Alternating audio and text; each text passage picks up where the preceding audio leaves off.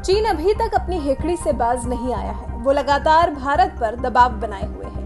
बातचीत तो हो रही है लेकिन परिणाम नील बटे सन्नाटा। लेकिन कब तक, आखिर कब तक चीन अपनी खैर मनाएगा? ऐसे कब तक अन्य देशों पर अपना कब्जा जमाता रहेगा? क्योंकि अब जब उसकी हरकतों से सभी त्रस्त हो गए हैं तो कर रहे हैं उसके खिलाफ कार्रवाई। जैसे जापान ने ड्रैगन पर कर दी है स्ट्राइक। जी हां, और ऐलान किया है कि वो अपने देश की उन कंपनियों को सब्सिडी प्रदान करेगा जो चीन के बजाय आसियान देशों में अपना सामान तैयार करेंगी। जापान ने भारत और बांग्लादेश को भी इस सूची में शामिल किया है, जहां जापानी कंपनियां अपना बिजनेस सेट कर सकती हैं। जापान सरकार ने कंपनियों को प्रोत्साहन देने के लिए सब्सिडी के रूप में अपने 2020 के पूरक बजट में $221 मिलियन यानी कि करीब 1615 करोड़ रुपए आवंटित किए हैं उन कंपनियों के लिए जो चीन से बाहर भारत या फिर आसियान क्षेत्र में अपने बिजनेस को शिफ्ट करेंगी। जापान की अर्थव्यवस्था, व्यापार और उद्योग मंत्रालय के मुताबिक उन जापानी निर्माताओं को सब्सिडी मिलेगी जो आसियान देशों के साथ साथ भारत और बांग्लादेश भी है। इसके पीछे जापान का मकसद है कि वो चीन से अपनी निर्भरता को कम करे। सिर्फ एक विशेष क्षेत्र पर अपनी निर्भरता को कम करना ही जापान का उद्देश्य है। आपातकाल के दौरान भी चिकित्सा या इलेक्ट्रॉनिक उपकरणों की स्थिर आपूर्ति के लिए एक प्रणाली का निर्माण करना है।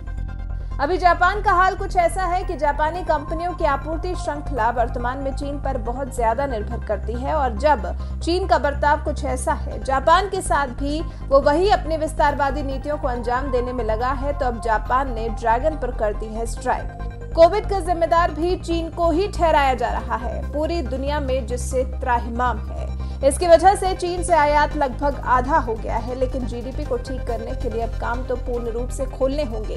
कोरोना के वैक्सीन को लेकर अभी कुछ भी कह पाना संभव नहीं है, तो इसलिए बेहतर है कि चीन को छोड़कर जापानी कंपनियां अब बाहर का रुख करें। इससे पहले थाईलैंड भी बीजिंग को जोरदार झटका दे चुका है। थाई सरकार ने चीन के साथ पहले पनडुब्बी सौदा निलंबित किया, फिर क्रा कैनाल परियोजना को रद्द करने की बात कही, जिस पर चीन की काफी लंबे अरसे से नजर थी।